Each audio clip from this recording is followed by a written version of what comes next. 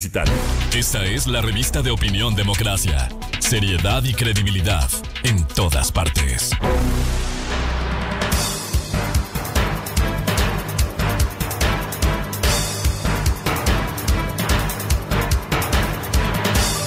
Ocho a 10 minutos en el territorio continental ecuatoriano, buscando la verdad y abogando por la recuperación de la paz y la seguridad en el Ecuador. Queremos dar la cordial bienvenida al jurista y constitucionalista doctor Javier Palacios. Lo hemos invitado para que nos ilustre sobre la audiencia de formulación de cargos que se va a realizar en las próximas horas, está planteado para este viernes, contra los vocales del Consejo de la Judicatura. El juez que asume esto es el juez Rivera, partiendo de una premisa, porque hay que decirlo, sobre la casuística y sobre los hechos evidenciados. Al menos dos casos en los que fue cuestionado el juez nacional Luis Rivera.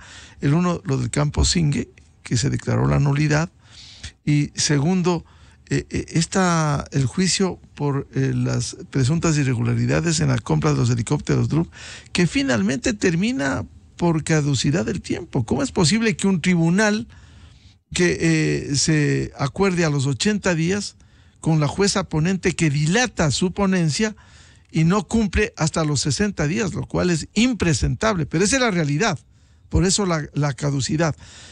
¿Cómo ve este panorama? ¿Hay elementos de convicción que permitan que la fiscal general demuestre, al menos en la formulación de cargos, lo que ha cometido la gran mayoría de los vocales de la Judicatura, a la cabeza su presidente, Vilman Terán? Muy buen día, doctor Palacios.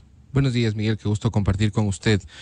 En relación al caso, primero creo que se debe felicitar al juez Rivera, que por fin señaló día y hora para esta audiencia. Ha pasado ya cerca de 2 meses que no había señalado día y hora. Una vez señalado, ya en el Permítame hacer, estudiamos Derecho, no somos titulados, a ser de abogado del diablo. Curiosamente, convoca esta audiencia luego de las elecciones. Estoy haciendo solo especulación, por favor. Sí, es una especulación válida porque en efecto después de las elecciones, después de la segunda vuelta, se da la convocatoria a la audiencia. Esto se da el día martes, se convocó. Perdió el correísmo y ahora se convoca. Y ahora se convoca a la audiencia. Y en el tema de fondo, a ver, en el caso de obstrucción a la justicia que plantea la fiscal general, desde mi punto de vista, sí existen elementos para que al menos el proceso continúe. ¿Y por qué creo que sí existen elementos para que al menos el proceso continúe? Es evidente que, a ver, el caso de obstrucción a la justicia, y para que la ciudadanía tenga contexto, se da debido a la primero suspensión y luego destitución del juez Macías, que conocía en su momento el caso de los audios de los otros 2 vocales del Consejo de la Judicatura. Cuando el juez Macías iba a conocer la audiencia que van a enfrentar ahora los jueces, los otros vocales, la audiencia en la que se formulan cargos, le suspendieron en la madrugada al juez Macías para que no pueda pasar esta audiencia, y pasó otro juez de la Corte Nacional de Justicia. Luego, cuando correspondía que se sustancie la audiencia evaluatoria y preparatoria de juicio, justo un día antes de las elecciones, el Consejo de la Judicatura destituyó al juez Macías cuando ya estaba convocada la audiencia. Todo esto, ¿qué hace pensar?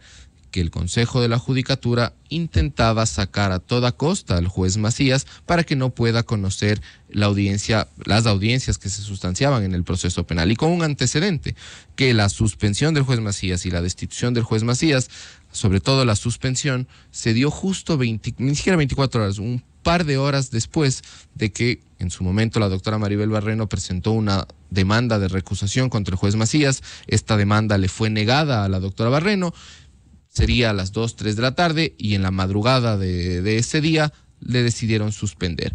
Entonces, claro que plantea la fiscal, y que me parece razonable, que las actuaciones del Consejo de la Judicatura lo que buscaban es impedir el desarrollo del proceso penal de los audios para que quede un poco identificado. ¿Y cómo se buscaba impedir esto? A través del ejercicio de la potestad disciplinaria del Consejo de la Judicatura, que al día de hoy, al menos porque hay sentencia de primera instancia en la acción de protección que presentó el juez Macías, no cabe duda de que la destitución fue arbitraria, porque lo hicieron sin el número de votos necesarios, violando el debido proceso, e inclusive con un vocal que ni siquiera se encontraba dentro del país. Incluso esto pudiera ser avalado con el fallo de la jueza en Quito, que echó abajo esta acción del Consejo de la Judicatura. Por supuesto, porque eso demuestra que el Consejo de la Judicatura actuó arbitrariamente y sin respetar ningún tipo de garantía del debido proceso. Y aquí, aquí además es evidente el nexo, la causalidad que existía entre la destitución del juez Macías y la audiencia penal, la evaluatoria y preparatoria de juicio del caso de los audios. Porque recordemos que el juez Macías, en ese caso, por pedido de la fiscal, en la semana previa a la primera vuelta, convoca, si la memoria no me es infiel, un día martes o un día miércoles a la audiencia. Esta audiencia se iba a llevar a cabo la siguiente semana, o me parece que el día viernes.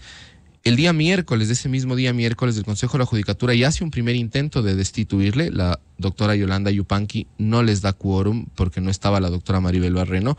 Y entre gallos y medianoche se convoca en la madrugada del sábado para las 9 de la mañana del sábado a la sesión para ahí destituirle al juez Macías, ¿no? Y obviamente sin tener los votos necesarios. Y lo más impresentable, dos es mayoría de 5. Exactamente, 2 es mayoría de 5 y creo que porque además son hechos públicos que lo podemos comentar. En ese caso, la doctora Barreno no podía intervenir, ni el doctor Morillo en su momento no podían intervenir. Y claro, la doctora Barreno es quien habilita una reconsideración porque no tenían los votos y ella vota a favor de la reconsideración y luego pasa lo que la ciudadanía conoce, que se insiste en la destitución del juez Macías. Pero si ustedes escuchan el audio de la audiencia que presentó, de la acción de protección que presentó el juez Macías, el abogado del Consejo de la Judicatura reconoce, y esto parece pintoresco pero no lo es, el abogado del Consejo de la Judicatura dice en la audiencia, en efecto la doctora Maribel Barreno no podía votar.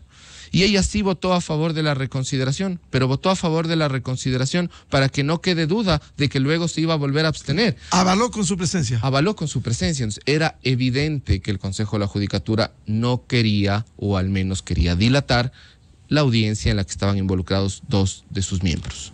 Ya, en este caso ya está involucrado el propio presidente del Consejo, Vilman Terán. Por supuesto, está involucrado porque él es quien dirige la sesión, él es el que señala, inclusive a viva voz, que 2 son más que 5 en la sesión, está en los audios, y el vocal Muñoz, porque el vocal Muñoz es quien primero mociona la destitución y luego mociona la reconsideración cuando no tuvo los votos para la destitución. Si bien en este proceso hay la fase de pruebas, doctor Palacio, ¿habrá las pruebas suficientes desde el inicio de la formulación de cargos con los elementos de convicción que permita señalar estas presuntas irregularidades? En mi opinión, creo que hay elementos, al menos al día de hoy, que permiten hacer una investigación más profunda, que sería la instrucción fiscal. Porque más allá de los elementos ya documentales, probatorios, creo que lo clave aquí es la cronología de los hechos, cómo el Consejo de la Judicatura aceleró el sumario disciplinario en contra del juez Macías, cómo insistieron en destituirle y además cómo lo hicieron, porque lo hicieron sin respetar el debido proceso, lo cual ya ha sido declarado por una juez en primera instancia. Y recordemos que después de la declaratoria judicial de que en efecto se vulneró el debido proceso del juez Macías, lo que solía decir el presidente del Consejo de la Judicatura no es que no se vulneró derechos, sino que las áreas técnicas le indujeron a error. Entonces, aquí estamos reconociendo. Y él estaba pintado en la pared. Claro, le indujeron al error y... Aquí básicamente los vocales del Consejo de la Judicatura hacen lo que les dicen las áreas técnicas.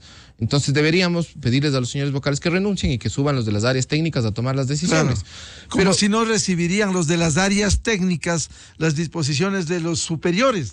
Sí, y discúlpeme, los vocales del Consejo de la Judicatura no es que son electos popularmente, todos son doctores en jurisprudencia, o sea, no me va a venir a decir que alguien de un área técnica le induce error, es alguien que tiene una formación jurídica suficiente, entiendo yo, para comprender cuando está o no está vulnerando la ley. Y además con ese reconocimiento del presidente Terán, es clarísimo entonces que la destitución del juez Macías fue ilegal. Y a que haya sido ilegal porque le indujeron error entre comillas o no, pero fue ilegal. Entonces, ¿eso qué demuestra jurídicamente, más allá de que tendrá que demostrar la fiscal los otros elementos propios del tipo penal? Que le querían sacar al juez Macías del proceso. Claro. Esta es la realidad, porque de lo contrario no habrían hecho todo este incidente. Macías que tenía el caso contra los otros vocales del Consejo de la Judicatura, es evidente. Es evidente, porque verá, yo creo que el Consejo de la Judicatura, y si la señora fiscal, no soy yo quien para darle un comentario ni una recomendación, pero si usted pide en el Consejo de la Judicatura los sumarios de la misma fecha en la que ingresó la denuncia en contra del juez Macías, le puedo asegurar que la única denuncia que llegó a resolverse es la del juez Macías. Y las otras denuncias siguen todavía en el Consejo de la Judicatura. Porque claro, esta era la única denuncia, ¿no?, que queríamos darle celeridad y sacarle de donde haya estado para llegar a tomar la decisión que tomaron. Ahora, cuando los de las áreas técnicas, y argumenta el doctor Terán que le indujeron al error, eso no le exime de responsabilidades, no les exime a los vocales. De ninguna manera, no les exime a los vocales, no existe este eximente de responsabilidad porque supuestamente el área técnica le indujo error, porque además recordemos que el área técnica lo que prepara es un insumo. Y en el caso puntual del juez Macías, el vocal Fausto Murillo, al instalar la sesión, él dijo: no puedo yo votar en esta sesión porque no conozco todo el expediente. El vocal Muñoz, en cambio, dijo: yo sí he leído. Estábamos hablando de más de 9 cuerpos de expediente. El día de la sesión del 19. El día de la sesión del 19. Pero no se le podía escuchar si se argumenta que presumiblemente estaba bien borracho. Y yo no sé cómo leyó, porque o estaba con los efectos del alcohol o estaba con efectos de una cirugía ortodóntica, no lo sé, pero él dijo que él sí leyó los 9 cuerpos. Y ahora resulta que cuando un juez dice que fue ilegal, no, es que nos indujeron error. Pongámonos de acuerdo, o estábamos preparados para emitir la resolución que emitieron ese día 19, o no. Es evidente, para mí este caso, y ojalá la justicia en esto y el juez que está a cargo, tome la rigurosidad del tema, porque es impresentable que un consejo de la judicatura utilice nuevamente lo que hemos criticado desde hace un poco más de 10 años, que utilizaban el consejo de la judicatura como un mecanismo para interferir en la justicia. Ahora sí hizo lo mismo. Ahora sí hizo exactamente lo mismo y más grave aún, porque le llegaron a destituir a un juez porque conocía un caso que involucraba a miembros del Consejo de la Judicatura. Y luego, cuando ya el juez volvió, porque fue ilegalmente destituido, le pedían que se excuse para que ya no conozca el caso. Pero es que bajo esa consigna, que para mí demuestra el ánimo de los quienes integran los vocales del Consejo de la Judicatura, no iba a haber juez que les pueda juzgar, pues, porque al juez de turno que le hubiera tocado le hubieran destituido si no quería alinearse a los intereses de la mayoría de turno. Haciendo escenarios en derecho, doctor Palacios, en el supuesto, esta es decisión de la fiscal en la formulación de cargos, que pida la prisión, como pidió de Maribel Barreno, no se acogió en el caso, aunque luego fue echado abajo. ¿Qué sucedería si es que se pidiera la prisión? O por lo menos si no acoge el juez Luis Rivera y hay un proceso que se instaura contra la gran mayoría de vocales del Consejo. ¿Esto pudiera dejarles fuera del Consejo de la Judicatura? A ver, en el primer punto, Miguel, si la señora Fiscal General del Estado hace una solicitud de prisión preventiva y el juez Rivera no concede, no existe mecanismo de impugnación. Claro. Y yo creo que en este caso puntual, al menos en lo que respecta al presidente Terán, no veo elementos para una prisión preventiva. Claro. Creo que él, bien o mal, ha estado aquí e inclusive ha dado la cara ante la prensa, independientemente de las decisiones que él ha tomado. Hasta cierta prensa, sí, obviamente cada va donde le conviene, pero al final del día ha demostrado. Quizás con el vocal Muñoz puede haber alguna discrepancia, porque el vocal Muñoz, o sea, si no estuvo presente en una sesión del Consejo de la Judicatura y la secretaria dijo que estuvo presente, creo que pueden haber otros elementos. En cuanto a no estuvo aquí, aunque ya no tiene visa, ya no se puede ir allá. Efectivamente, quizás ese es un elemento para considerar que ya no puede salir, pero... A Estados Unidos. Estados Unidos. Quizás yo creo que la situación del vocal Muñoz y del vocal Terán son totalmente diferentes, y quizás en el vocal Muñoz pueden haber más elementos que explorar. En cuanto a la inhabilidad para el ejercicio del cargo como vocales, esta sí se puede dar, pero no en esta fase de la audiencia. Se puede dar en el caso de que después de la instrucción fiscal, la señora Fiscal General del Estado pida día y hora para la evaluatoria y preparatoria de juicio y el juez Rivera les llame a juicio a los 2 vocales del Consejo de la Judicatura. En ese momento, los 2 vocales del Consejo de la Judicatura, al igual que pasó con la doctora Barreno y el doctor Morillo, dejan de ser vocales porque tienen la inhabilidad prevista en el artículo 77 del Código Orgánico. En esta audiencia no habría como, si uno compara con el juicio del juez Samo Macías contra los vocales del Consejo de la Judicatura, allí ya se suspendió su trabajo en el Consejo de la Judicatura. En esta audiencia, ¿no todavía en el caso de Vilma Terán Muñoz y el resto? No todavía. En el caso de que sustanciaba el juez Macías, ahí ya estaban en la fase de evaluatoria y preparatoria de juicio, que es la fase intermedia del proceso penal. En este caso estamos en la primera fase. Formulación de cargos. Exacto, cuando recién se da inicio formalmente al proceso penal. Entonces ahorita no tendrían esto, sin perjuicio de que yo creo que las actuaciones del Consejo de la Judicatura, claro, no desde un punto de vista jurídico, pero sí ético, ya se ve pésimo que continúen designando a jueces de la Corte Nacional, vocales que ahorita están procesados por obstrucción a la justicia y que recordemos que la mayoría de jueces penales de jueces nacionales que se deben designar son precisamente del área penal. Entonces creo que desde un punto de vista ético no es viable que se continúe con un proceso de selección de la Corte Nacional en estas condiciones, porque además el día viernes se formula cargos, al menos de lo que se conoce, no solo a los vocales, sino a otros funcionarios del Consejo de la Judicatura que entiendo yo están relacionados al control disciplinario de los jueces. Entonces, ¿cómo van a seguir grave. Deslegitimados en esos cargos? Efectivamente. Ahora, doctor Palacios, ¿qué puede salir mañana de la formulación de cargos? Formula cargos la fiscal general. ¿Qué hace el juez Luis Rivera? El juez Luis Rivera mañana resuelve dos cosas esenciales. La primera, da el inicio a la instrucción fiscal, se da un tiempo para acceder a la instrucción fiscal, que el tiempo máximo es de 90 días. Luego el juez Rivera tiene que adoptar, que quizás es la decisión más importante que adopte el día de mañana, sobre las medidas que la Fiscalía General del Estado solicite. Esto es prisión preventiva, prohibición de salida del país, grillete, presentación periódica. Eso es lo que más importante es. ¿Eso responde mañana en la audiencia? Eso tiene que responder el día de mañana el juez Rivera. Esto sí. De lo que pida la fiscal. Efectivamente, en función de lo que pida la fiscalía, ¿no? Si la fiscalía no pide prisión preventiva, el juez Rivera tampoco lo puede ordenar. Claro. El juez Rivera va a analizar únicamente los elementos que la fiscalía le presente, no para saber si abre o no la instrucción fiscal, porque es una potestad de la fiscalía, sino respecto a las medidas cautelares que solicite la fiscal y que el juez Rivera estime pertinentes para este caso. Ahora, ¿qué pasa si es que aquí, como sucede en el Ecuador, se enferma el médico, se enferma el abogado defensor del Consejo de la Judicatura, piden el diferimiento o no concurren, presentan certificado médico o intentan recusar, cualquier cosa, pero cualquier cosa, ¿qué va a pasar? La práctica un poco dice que si aquí un abogado tiene un problema dermatológico, no se puede ni siquiera comparecer a la audiencia, y es un caso del propio juez Rivera, ¿no? Que difirió por un problema dermatológico. ¿No se puede exigir antes que esté el defensor público? Puede exigirlo porque el juez Rivera lo ha hecho una convocatoria con suficiente tiempo de antelación. Sin embargo, lamentablemente... Debe estar obligatoriamente la Defensoría Pública. Debe estar, de hecho, el juez Rivera al momento de convocar tuvo que oficiarle a la Defensoría Pública para que esté presente en caso de que o no tenga una defensa técnica uno de los que van a ser procesados, o no asista a su defensa técnica particular. En mi opinión, la práctica judicial lamentablemente puede ser que el día de mañana, unos minutos antes de la audiencia, se enferme, se choque, no está dispuesto, está de vacaciones, el abogado de confianza, el único de confianza, ha tenido otra audiencia en el Cantón Paján y por eso no puede venir a la Corte Nacional. Es evidente, al menos de mi opinión, que intentarán un diferimiento de la audiencia convocada para el día de mañana. ¿Y eso ya depende del juez? Depende estrictamente del juez, porque el juez puede valorar si este diferimiento, si esta justificación que pueden o no presentar es o no es válida. Porque si el juez considera que no se trata de un justificativo válido, tranquilamente puede pedir al defensor del pueblo si que le duele la muela al abogado o cualquier cosa. Efectivamente. Ojalá que se actúe con rigurosidad, pero digo, lamentablemente en el sistema penal hay muchos diferimientos, y no solo en casos políticos, sino en todos los casos se intentan dilatar las causas. Ahora, ojalá.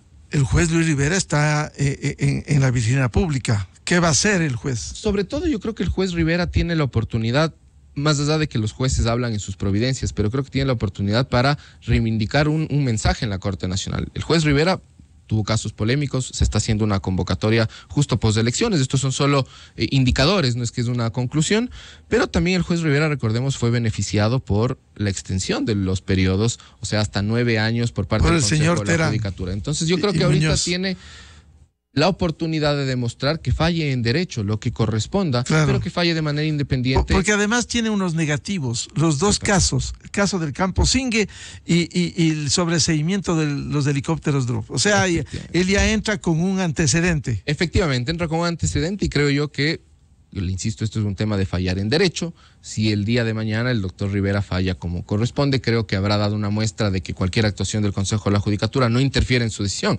Ahora, si vemos que hay dilaciones innecesarias, si vemos que adoptan medidas que no corresponden, creo que la respuesta... Se comprueban las dudas. Efectivamente. Bien, muchas gracias al doctor Javier Palacios, jurista y constitucionalista, por este tema. Para este viernes, la audiencia de formulación de cargos de la fiscal general contra los vocales del Consejo, impresentables vocales del Consejo de la Judicatura. Javier, muy amable. Gracias, Miguel, que esté muy bien. Enseguida, en la revista de Opinión Democracia. Buscando la verdad, vamos a una pausa publicitaria, 8:29 minutos. Volvemos aquí en estudios con el ministro de Gobierno, doctor Henry Cucalón, y el periodo de transición de gobierno a gobierno. Desde 1984 con Gonzalo Rosero. La revista de Opinión Democracia. Siempre líderes, siempre confiable.